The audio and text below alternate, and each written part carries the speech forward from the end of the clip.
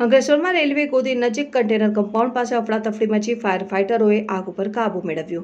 ભરૂચ જિલ્લાના અંકલેશ્વરમાં રેલવે ગોદી નજીક કન્ટેનર કમ્પાઉન્ડ પાસે ખુલ્લા મેદાનમાં અચાનક આગ ફાટી નીકળતા લોકોમાં અફડાતફડીનો માહોલ સર્જાયો। ભરૂચ જિલ્લામાં ચાલુ વર્ષે આગ લાગવાની અનેકો ઘટનાઓ સામે આવી ચૂકી છે। ખાસ કરીને ઔદ્યોગિક એકમો અને ગોડાઉનોમાં આગ લાગવાના બનાવ છાસવારે સામે આવ્યા છે, જે બાદ આજે વધુ એક આગની ઘટના અંકલેશ્વરમાંથી સામે આવી છે। અંકલેશ્વર શહેરમાં આવેલ રેલવે ગોદી નજીક કન્ટેનર કમ્પાઉન્ડ પાસે ખુલ્લા મેદાનમાં રહેલા કચરામાં આગ ફાટી નીકળી હતી। આગ લાગતા જ આસપાસના લોકોમાં અફડાતફડીનો માહોલ સર્જાયો।